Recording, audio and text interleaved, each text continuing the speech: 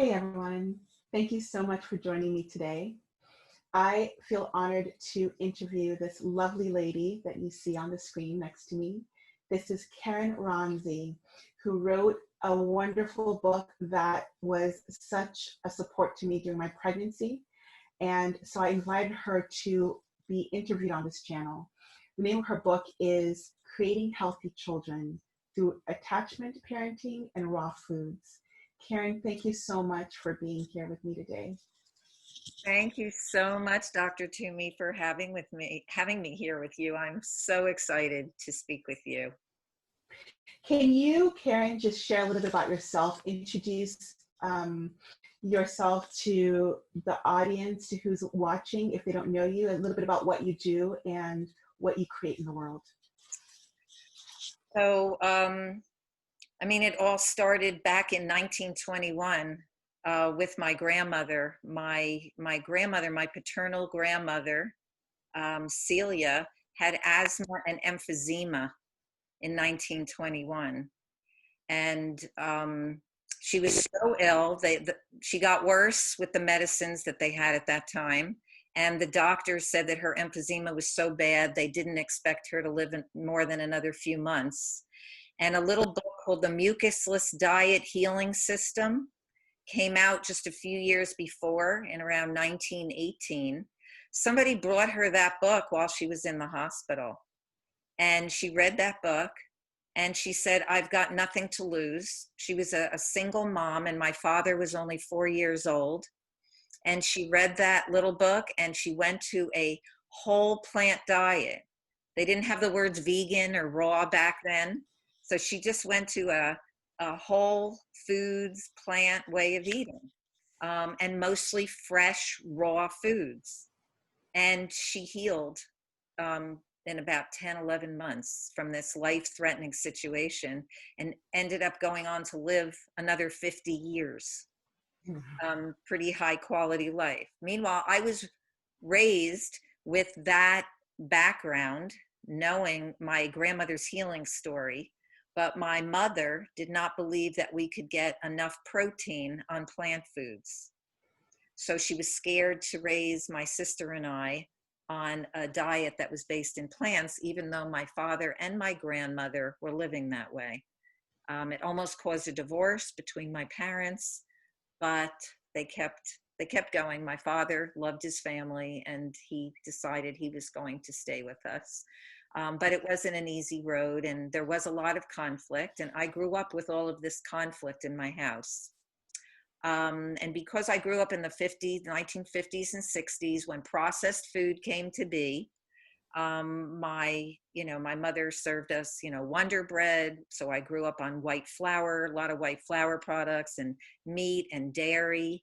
I always remember being on maintenance antibiotics.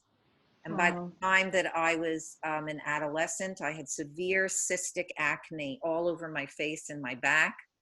Started going to dermatologists who told me, my father was telling me it was all about what I ate, and the dermatologist said it was all genetic. And so I wanted to believe that the dermatologists were right, because I didn't want to give up the animal food and the processed food that I was so addicted to. But after 25 years of taking drugs for my acne and getting hydrocortisone shots in my face, after 25 years of that, and also irritable bowel syndrome, I went to a vegan diet back in 1989, and just giving up the dairy, 3 months later, my skin no longer had cystic acne. Amazing. So that's my background. And that's what led me. Also, my mother listened to a medical doctor who told her that she would feel younger if she had a hysterectomy. And so she had a hysterectomy and it triggered a heart attack and she died quite young. And so I was only 21 at the time, and it was quite devastating. And that really started for me my quest for health. And I began looking for solutions, and really the solutions were in my own house because my father and my grandmother, Grandmother. they knew everything, and they're my inspirations. And so I went on to becoming a vegan. And interestingly enough, when my second child was born, he very soon after birth showed signs of severe asthma, chronic ear infections, and multiple allergies. I couldn't understand why, because I was already vegan. I had cleared my skin completely when I gave up the dairy. Why was my son so sick? My diet was mostly pastas and breads, and not much in the way of fruit or raw vegetables. It was, mostly processed vegan food. And so it took me time to realize that it was the raw living food that was really key. And I was starting to go to events and be around people who were highly motivating for me. My friend Dr. Douglas Graham is one of them, the author of the 80-10-10 diet. And I've known him for over 20 years. And there were other people as well back at that time. But, where I live in the New York, New Jersey area of the US, there really weren't very many people doing, teaching and living raw food in the early 1990s. But I knew I had to do something to help my son, and I needed to go to that next level. So it was beyond whole foods vegan. I had to go to raw living foods, and I started looking at those foods as the real food, because the molecular structure of the food is not changed. And so I went to a raw vegan lifestyle in 1994 and transitioned my two children, my daughter and my son, at the ages of 5 and 3. And my son, just like my grandmother, healed in under a year, in 10 to 11 months of going raw.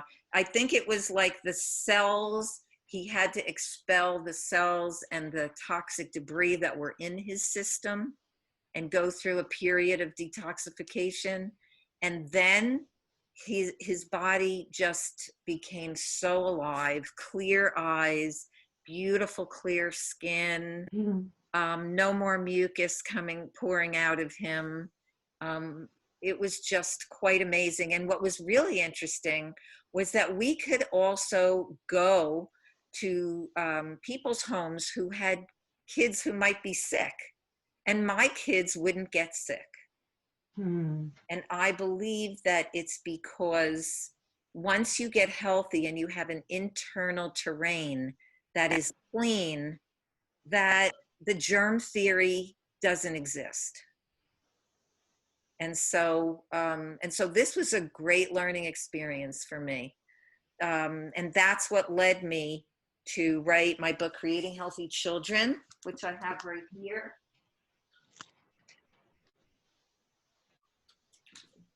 So this is Creating Healthy Children Through Attachment, Parenting, and Raw Foods. It was a 7-year project. 7 years of interviewing people around the world, especially families, pregnant women, teenagers taking it upon themselves to go to a raw vegan lifestyle. So much is in this, my whole life is really in this book. And then I did a recipe book because my readers were asking for, okay, so there's some recipes in Creating Healthy Children, but we want it real simple and basic, and we want lots of colorful pictures. And so, of course, I listened to my readers, and I did Raw Vegan Recipe Fun for Families. This is not my family. This is a this is a family who has come to my programs, and they look and speak this way of living. And my kids were already much older at this time. My kids were already adults. And they're also in this book. So I have my family in here as well. There's my family. Beautiful. Yeah. And so that's basically my story in a nutshell, but that's how I got so passionate about this. And I continue because of the stories that I witness and the healing that I witness consistently in working with people worldwide. Beautiful. So powerful. You share some of your story in Creating Healthy Children. I loved reading about your grandmother and your father, and then you, and how you really basically, I believe, gave on a legacy of true health to your children through the changes you made. Um, Thank you for sharing all that you did right now with that. And can you share a little bit, maybe a little bit about, you've been sharing beautifully about the book Creating Healthy Children, and we'll be focusing on this interview. We could talk for many more interviews, and we might do more interviews together, hopefully. We'll focus this interview on infant nutrition and nourishing children, especially as really young babies, beautifully. And just before we dive into that, I just wanted to ask you, maybe bring us up to date from when you created Healthy Children to now, briefly about what's going on with you and where your work has taken you. Yes, thank you, Dr. Tumi. That book just continued my passion in this work of raising the healthiest children so that we have a bright future for the next generations to come. And I just, after writing Creating Healthy Children, I started working with families worldwide because my book went into all different countries. And I've been working with parents with children with autism. My original background, for 47 years, I've been working, or over 40 years, not quite 47, but over 40 years, I've been a speech and language pathologist, working with children with learning disabilities and autism. And diet and lifestyle change is so key. I realized, so I've worked with many families. I also do feeding therapy, which is part of that. And I incorporate raw vegan nutrition. And when I do, that's when we start to see some really big gains. Wow. And I've worked with many families. You're doing incredible work. You've been doing incredible work for decades. And I feel like we could spend hours talking about that. And I want people to go and really do the work and see what you're doing in those links. I want to talk a little bit in the time that we have about just tap into your knowledge. You know, I'm an internal medicine physician, so my focus has been, my specialty has been adults. And I love now learning through my little baby boy more about children. And I did some work in Africa, as many of my audience members know, with malnourished children, but I have this beautiful, healthy little boy, and knowing how to nourish him the best. And I found your book to be very helpful for me around that. So I want to talk to you today about that. And I know many people watching will be so affected in a beautiful way by your knowledge around this topic. Again, you've had decades of experience around this. So the first question I have for you around that is, what is, in your research and your vast experience, what are your thoughts about the best foods for infants? The best foods for infants, there's really only one, and that is mother's milk.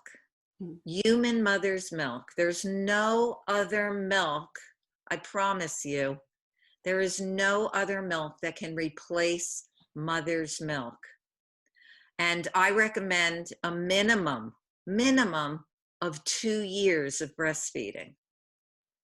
That mother's milk provides all the fat, the protein, all the vitamins, minerals, and so many phytonutrients that we probably do not even know of yet. Yeah. So we cannot think that we are so smart that we can get away with going with something as a substitute. Formula has never met the need of infants. You'll see that through time in the past that babies had terrible seizures and died from formulas because there wasn't enough vitamin B6 that there is present in breast milk. So instead of recommending breast milk, what the pharmaceuticals and some medical doctors did was that they added B6. But then there were other things that were missing. So along the way, like then we found out that there wasn't enough DHA in formula. So babies were having difficulties with that, and we were seeing health issues and brain issues. And so what did they do? They added it. But there are more components to breast milk that we still don't know, and we'll just keep on coming up with them. So, so the best thing for a woman to do is to prepare herself for breastfeeding her baby. Beautiful. That is the best thing that she can give, just like cow milk is meant for the calf to grow into a beautiful cow, and goat milk is meant for the kid. Human milk is meant for the human baby. A gorgeous answer. And I'll just say, I mean, I think you couldn't answer it better. And my experience when I was in West Africa taking care of malnourished children, I feel like you'll appreciate this story, is whenever it was possible, we would try for the mom to breastfeed that baby. And we even had women whose, milk had dried up that would try to give hydration to, so the milk would come back. Or we had their aunties, the children's aunties, or even their grandmothers who'd lactated before, if the mother, for example, had died or was too sick to breastfeed. They'd lactated before in the past, and they could lactate again. And that was the best thing we could do for that child.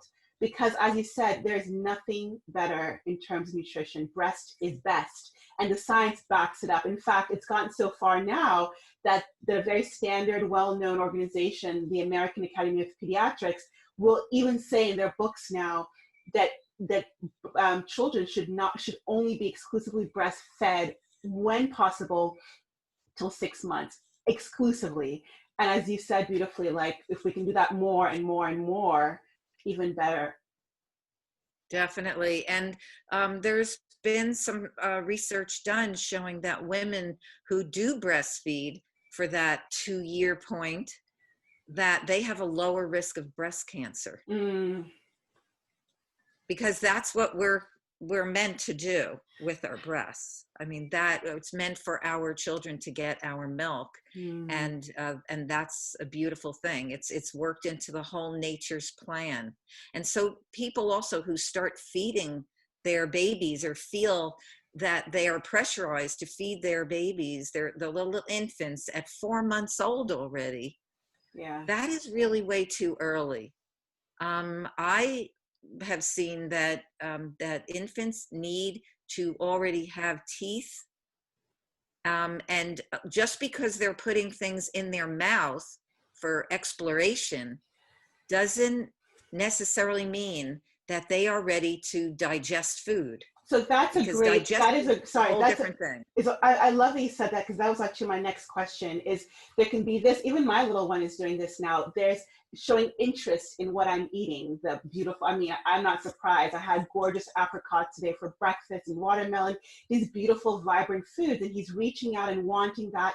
He doesn't have the teeth yet. So it's a great segue to this question of, if you see that a baby is desiring or showing interest, does that mean they're ready for food? I know it's a loaded question, solid food. And if not, then how do you decide when to start introducing solid foods for a baby? What's your thoughts on that?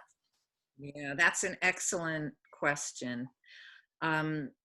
So, most of the time, people are introducing food way too early because they're unsure.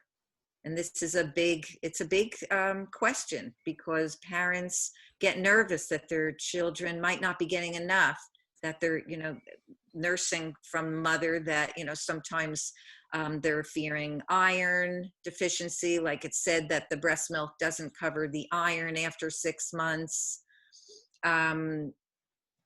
However, if a mother is nursing and the baby is exploring, but not really putting foods in the mouth with the will to eat it, just to gnaw at it, like you can really tell.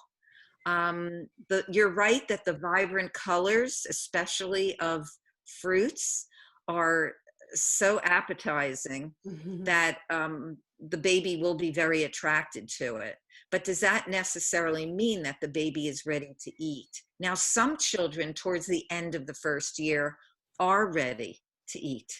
Now, I would say that if the child has some teeth and the child is really wanting to eat, you can see if the child is putting the food in his or her mouth and actively, moving it around and wanting to chew it and digest it, you're going to be pretty clear on that. But if the child is putting the feet in his mouth and all kinds of things and just really exploring, the child may not really be ready for food. And so it's really a kind of like a back and forth, because like my daughter, she had teeth. My son did too, but he was, towards the end of the first year, and I fed my daughter, I gave her some bite-sized pieces of fruit. And that's the other thing. If your child is really ready to eat, then you don't have to puree. Okay? And in fact, the first foods should not be pureed. You can later give pureed food, and I never recommend those pureed baby foods. I had initially thought, oh, the organic pureed foods. No, they're all oxidized. Those foods are sitting on a shelf. They've already been prepared. Great so point. Once something is blended like that, it oxidizes, it all evaporates. There's nothing left in that. And the baby has to work, the digestive system has to work hard to push that out, to push out the toxins that are accumulated from food that's no longer food. So only starting with bite-sized pieces of fresh, ripe fruit.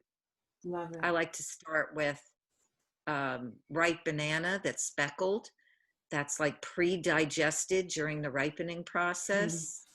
For my daughter, she was really ready to eat earlier, but I even started her too early. Like at 6 months, at the age of your little boy, that's when I was already feeling I needed to feed my daughter. So she would mouth it and then she'd spit it out. She wasn't really ready to eat. She was showing me clearly. But because I had read some books showing that, oh, she might not be getting enough from my milk, and she was nursing so much, but I was still concerned. So I would spoon it up off her chin after she spit it out and scoop it right back in. That's what we do. We scoop it up and scoop it back, and she'd spit it out again, and I'd scoop it up and feed it back until she would swallow it. Now, meanwhile, she started to get some ear and throat infections. And looking back at it, I just don't think she was ready to eat. And I think that was her body reacting to me trying to feed her. Now, a little bit later on, she would have been ready, because I think she was getting close, but I don't think she was quite ready yet. And I do believe that children can get allergies. And it's possible that my daughter may have reacted by getting sick from feeding her when her body was just not ready yet. My son, I tried to feed him towards the end of the first year.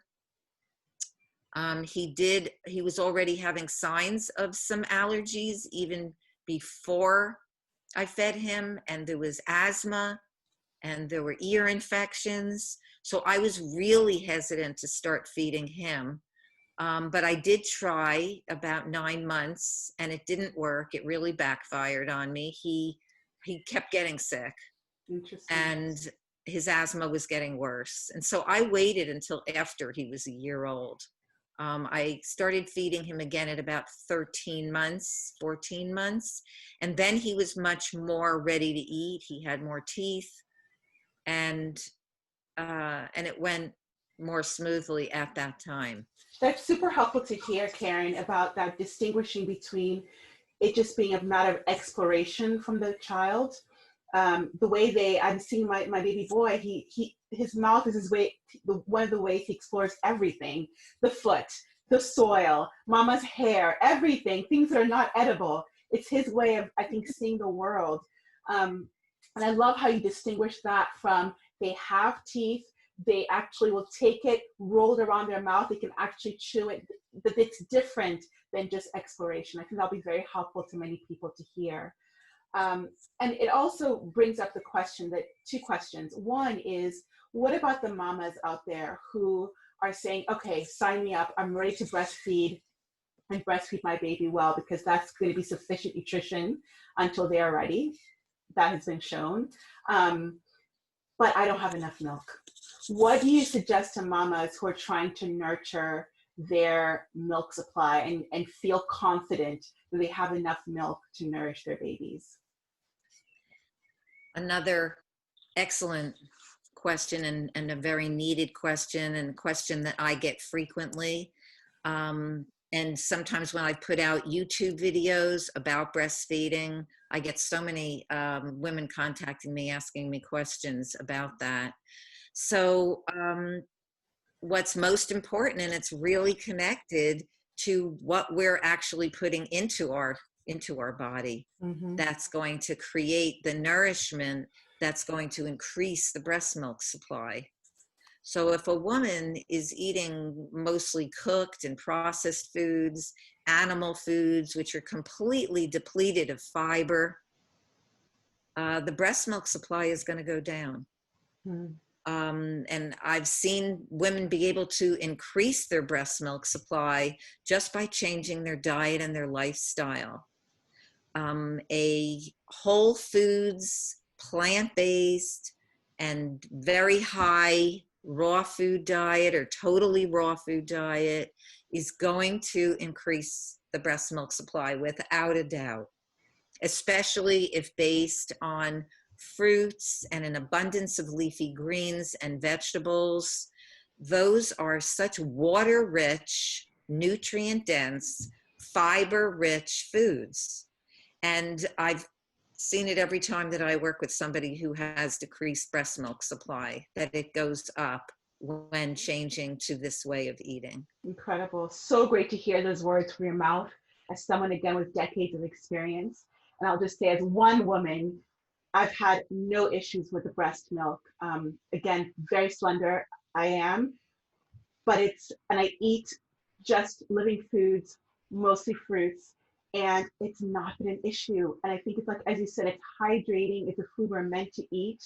It's fiber rich, and fiber is so wonderful also in terms of getting out from the body any toxins that might be impeding things like breast milk supply and the hydration, right, from the fruits and vegetables. So it's great to hear you say that, though, with your experience. So that's what you found with a lot of women, and it feels so empowering to know I can provide the milk for my child just by taking care of myself. So the self-care from this diet then goes towards him. You know, it's not, they're not at war. If I take care of myself the best by eating this way, I'm taking care of my son, and that feels really good. Oh, that's so true. And, you know, we can find with our own personal experiences, like what you're experiencing yourself is so powerful. When I was transitioning my two children back in 1994, and myself to raw food, my kids were 5 and 3. I was still nursing my 3-year-old who had asthma, and that was the reason why I went to a raw vegan diet. And when I transitioned him at 3 years old and myself, I had more milk than I had ever had. I had so much milk. I felt like I could have nursed an army. And same thing has happened for my daughter, who also recently had a baby. Her baby is a 3-month-old girl, and my daughter has so much milk. Like, they don't, like, she said, maybe I could donate, because Yes, she's got so much in the refrigerator. So I think yes, she's, actually thinking of doing that. But it's just wonderful not to have to worry about those concerns, which so many women have, and they don't realize how simple it would be to live this just delightful way. And it's so simplistic. It makes life easy, just like sleeping with your child does. yeah, It's all, yes. it all just kind of flows. And the breast milk is just what the baby needs for all the nutrition. And there's been studies done, even in the pediatric journal and the Journal of Public Health Nursing. These articles came out in 2007 and 2009 about women who eat an abundance of fruits and vegetables during pregnancy, that the taste of those fruits and vegetables goes into the amniotic fluid. And then when during lactation, a mother eating like this way with fruits and vegetables, that it goes into the breast milk, and that child will love fruits and vegetables for the rest of his or her life. How amazing is that? To give that again legacy of health in that simple way, but powerful way. One thing that you brought up for me to mention in this conversation about co-sleeping, we talked about, and Karen interviewed me on her channel. So please go check her channel out for those of you who are watching this. And we talked about co-sleeping and bed sharing, which I do also with my baby and my husband. And I found that also, because when you're sleeping with your child, they end up nursing more sometimes during the night, especially. And we know through the feedback loop neurologically and physiologically, that part of the way to help milk flow, to help breast milk come down, is for the baby to suck. So if your baby is also sucking, that helps with just more of that breast milk. And when again I was working with Doctors Without Borders in West Africa, one of the ways we would encourage women who said, oh, my milk has dried up, is we would place a tube. It's done even here in the States, but this is old fashioned, but it works. We would sellotape a tube to the breast, and the baby would suck on the mama's nipple and on the tube. The tube would then have some sort of milk, the best milk that was available at the time, going through there, preferably somebody else's breast milk, honestly, going through that tube. The baby would get the nutrition, but the mom would also get the stimulation of her nipple. Oxytocin would happen, prolactin, all these hormones would then get triggered, and then the mama's milk could start coming in. So it's one thing just to bring up is that, again, doing all these different things that are natural, the fruits and vegetables, the sleeping with one's baby to provide more nursing, all of that, I think, supports this healthy breast milk supply. Definitely, for sure. Mm-hmm. And certainly, many doctors recommend a schedule. They Yeah. recommend, and That's a great I point. know Yeah. that I was recommended to a Yes, schedule. absolutely. Why are you nursing on demand? You Yeah. should be every 3 hours and no less than that. And, that's not the baby's time clock. And I've seen women actually decrease their breast milk supply by Mm. trying to stick onto a strict schedule. And so what you're saying, by nursing and by that sucking stimulus, that it helps to increase the breast milk. And on-demand nursing, it's exactly what it does. And the baby is nursing for 2 reasons. One of them is milk, and the other one is bonding. Yes. And so even if your baby isn't hungry and wants to be with you and nurse, it's all good, and it helps to increase the breast milk supply.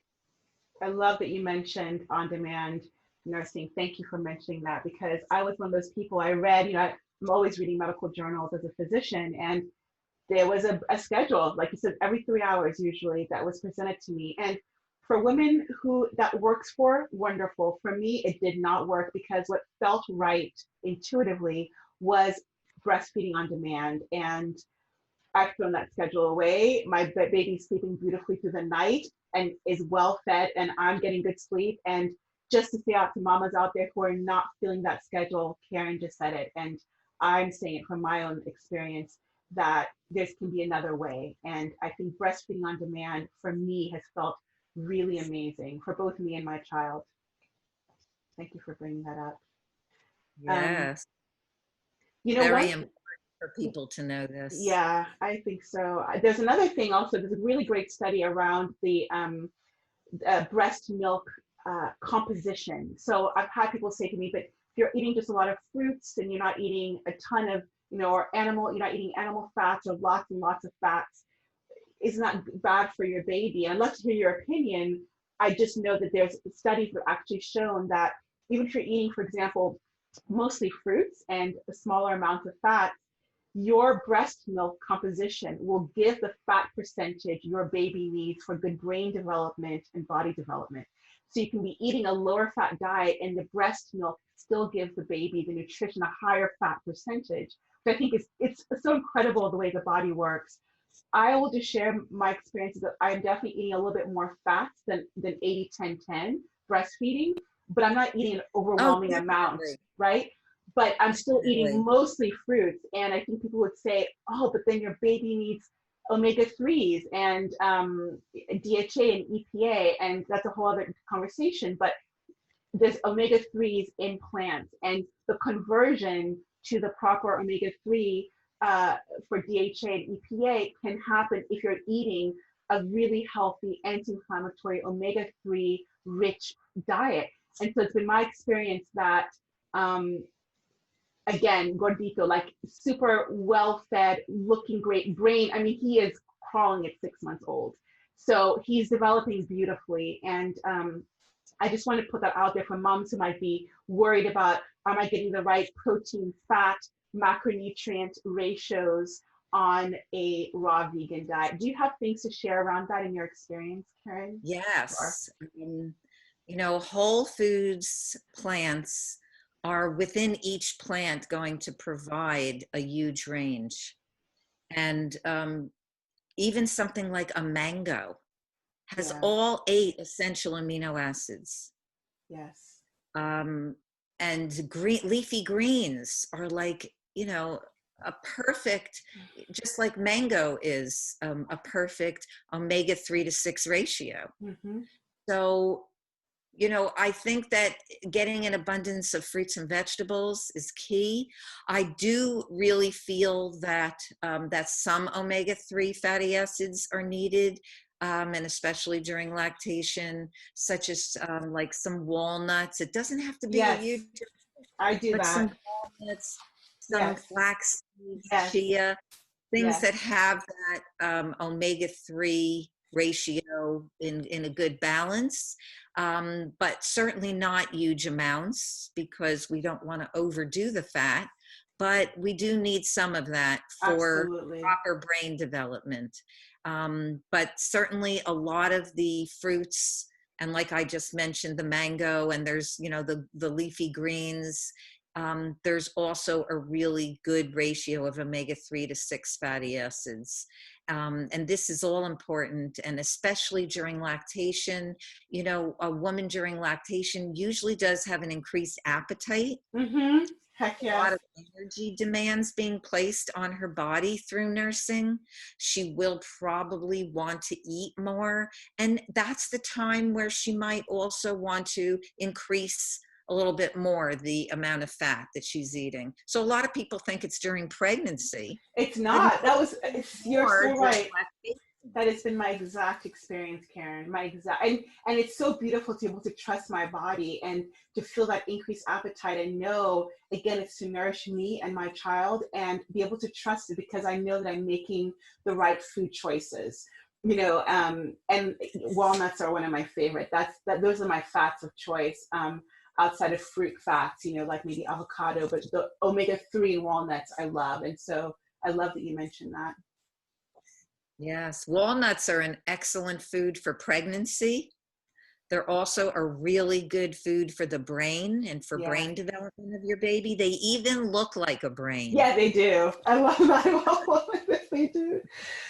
You know what? I think I have two more questions I'd love to bring up during this specific conversation, and that's about social situation. So, you know, as the saying goes, it takes a village to raise a child. And I definitely think there's just so much love that outpours, not just from parents, but from their aunties and their uncles and their grandparents and friends of parents. And people always have a lot of wonderful, supportive, they believe it's supportive, encouraging questions. And my point is, when you have somebody come to you and say, you know, isn't it time to start that baby on some solid food? Or can I give your baby, you know, I'll have this lovely glass of milk, I want to give your baby that. Or just a piece of cake, you know, and he's with his friends or she's with her friends and it shouldn't hurt. How do you navigate, the question is, how do you navigate talking to people about your preferences for your child? It seems almost like a silly question, but I can see how it could be so important, and the way one does it could either really make a lot of tension in relationships and even maybe the relationship with you and your child. So do you have any advice for people around that, navigating social situations and talking to people about preferences for the child? Yeah, this is it's a really tough question. Yeah. And it's something that I didn't realize I was going to have to deal with over and over and over again with my kids growing up. There were times, you know, it disrupted family holidays sometimes and occasions where relatives didn't understand and would offer my kids Coca-Cola. You know, it's easier, of course, when your children are young, very young, because you are the center of their universe and they're with you most of the time. It's more as they get older. So, you know, your young child, you can, you know, when your child is ready to eat, you will feed your children the food that you feel is best, you know, starting with ripe fruit. I have a whole sequence in creating healthy children. Yes. But certainly as they get older, it is if you are following a whole plant vegan and raw vegan lifestyle, you're definitely going to have to see how you're going to deal with those situations. There were some people who totally did not appreciate the fact that I would bring food for my kids to their homes. They became very insulted. And there were some people who did better with me telling them, the doctor says. So if I would say my kids have allergies, I'm sorry, they have to eat this food. They can't eat dairy or gluten or other things because the doctor says, or the allergist says, then it just kind of erased that whole people feeling intimidated or feeling insulted. And so I had to use it with some people, even though my kids at that point, when we went raw vegan, my son's allergies healed. But I really did not want to expose him again and take the risk of him getting his ear infections and asthma back. And so I would let people know if it was family. I would just tell them, like, I'll tell you a family situation that actually ended up being a good situation, was that my mother-in-law, my husband is Colombian, and every time that we used to go to Colombia to visit my mother-in-law, she would feel very happy to make us these vegetarian dishes. So she would be making us fried plantains. Yeah. And she would be making us lentil soups. And I do have to say that my husband grew up a lot healthier than I did in Colombia, because he came from a poor family where they didn't have really very much money to add meat into their diet. So if they had a soup and they had a little tiny bit of meat, it might be a little part of that soup. Whereas, you know, I grew up on meat in my house. So I had all kinds of illnesses, where he grew up on a much healthier diet of like beans and rice. and vegetables, lots of vegetables in their house. But so my mother-in-law felt like she was giving me what was good for me. And during my pregnancy, she was feeding me the beans and vegetables and things like that. And then when I went raw vegan, it was much more difficult for her because she didn't understand why I was eating all these salads and Yeah. all this fruit, and why are you doing this? For what reason?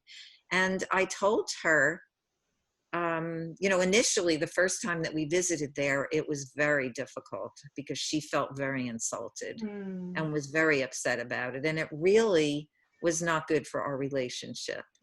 So what I recommend to moms and dads is that you really be honest and sincere, that you not just spring it up on somebody, that you really tell them from your heart. When we went back to visit her again, and she was already coming from a place of feeling insulted and not so friendly about food with me, I confronted her. And I told her, I said, look, I had cystic acne for 25 years. My digestion was awful. I had irritable bowel syndrome. It was probably going to get worse on the way I was eating. And now I'm eating these fruits and vegetables, which to me, I feel that they nourish me so much. And I am so grateful to you for going out of your way to make me all those beautiful bean and rice dishes and vegetables that were so much healthier than what other people are eating. But I'm at a place right now that I'm feeling even better with fruits and vegetables. And I would so much appreciate it if we can go to the store together and buy food together. And I'll even make some of the dishes. And if you want to prepare something for me, you can maybe take one of these dishes and prepare it. And it worked so much more smoothly like that. She was more understanding of my situation. We didn't have a problem around food after that. And so that's really what I recommend is telling people why you're doing it so that they can understand. And like I said, there are some people who will not. Yeah. And you might just have to do something like I did. Like there was one woman who did not understand why I was raising my kids on this beautiful lifestyle. And my son loved to play with her son, and they would play for hours in a tree house outside. They lived in the country, and it was such a beautiful relationship between the two boys. And I did not want to destroy that. And sometimes my son did eat a lot of junk food over there and came home and would get sick. And I would sometimes just lovingly talk to my son when he got sick and say, why do you think you're not feeling well?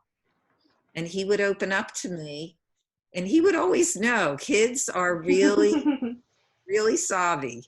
And he would say, I know I ate the chips and I ate the M&Ms or whatever they had over there, and I'm not used to eating that stuff. And I said, you're right on, and so a lot of times if you give your kids the credit for being really knowledgeable about their health when they're growing up on this raw vegan lifestyle, or even a whole plant vegan lifestyle with lots of raw food, they're just going to be more in tune with their bodies. And so we have to give our kids the credit to be their own, their own healthy listener. Yeah. They're going to really tune in with their bodies and be able to tell you. So if I had to do it over again, I might be a little bit less preachy and a little bit more understanding, and really also confront people who don't understand to help them see why, and not just do it and be angry with them. Yeah. And so, so I think that there's a way to do this with your kids as well, by giving them beautiful books about vegetarian. There's so many books out there now about vegetarian children. Stories like Victor the Vegetarian, Okay. which I had gotten from the farm sanctuary. I also took my kids to places like the farm sanctuary and to other animal sanctuaries, to be with the animals, to love those animals, to see that those animals deserve to live, that they have families, that the mothers just love their babies, that they cry when their babies are taken away. And so at a very early age, my kids had a lot of connection to cows and pigs and turkeys and chickens. And they fell in love with all of these animals. So that when people ask them, what's your favorite animal? They wouldn't always pick cat or dog. Yeah, yes. They would pick cow or I pig love that. I love or that. duck or, animals, farm animals, which are often not even looked at as animals that we love and respect. They're looked at animals that we eat. And they are so cruelly murdered. And why should their lives be taken away when they also love having babies Mm. and Hmm. love having a family?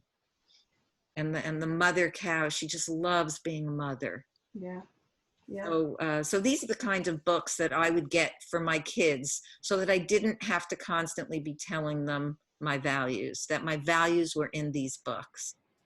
So beautifully put, Karen. I love everything you shared. And I really loved even the way you were sharing the story about your mother-in-law, just the softness of your voice, the way you shifted the energy as you spoke about the new way of speaking to her, coming from the heart, you said, the heart. And I do think just in my life, and I know with my raw vegan journey, whenever I came from the heart, from a place of vulnerability, a place of openness, at the end of the day, we're all human, and humans, I think, can connect from that place of being human. Um, to bring that to the table when it's now your children, I think is such wisdom. And I want to say something again about your book, which was so helpful for me to already start reading, is you have so many, I know you said 70 years of work that book was, and you called so many great stories from many different families who shared about their ways of handling things like talking to their children about veganism and raw veganism and managing social situations. So that book is just a wealth of support. And I think I want to end with that. We could speak again for hours, and maybe we'll reconvene in any topics. And maybe those who are listening, if there's any specific topic you'd like for Karen and I to talk about in the future, please leave that in the comments down below. But Karen, thank you for the work you've done. Thank you for the being you are, and for really blessing this world with this book, and with your experience. And I would love to just maybe wrap Thank up you by so much, Dr. Toomey. my I'm pleasure. so glad that that the book was a beautiful eye opener for you, and that you ran with the message. Yeah, yeah. I'm dancing in the message. Thank you. Can you share, just to wrap up, Karen? I will leave the links below, but just where the best places for where people can connect with you and see more of your work. My websites are superhealthychildren.com. And my raw vegan coaching certification course is at feelfabulouswithfood.com. I love to be of assistance to women who want to become pregnant, to people with families. I work worldwide through Skype, through Zoom, through Facebook messaging, FaceTime, you name it, whatever people have. And I can always be reached for families at Karen, Karen, at superhealthychildren.com. I also have a newsletter, a free newsletter that I send out, and the sign up is on my website at superhealthychildren.com. Wonderful. Karen, thank you so much for your time and all the wisdom you shared with us today. We send you Everyone, we send you so much love. Take care. Thank you, Dr. Tumi. I send that love right back to you. And Thank thank you you. for being a medical doctor who is so proud of the raw vegan message. Thank you, Karen.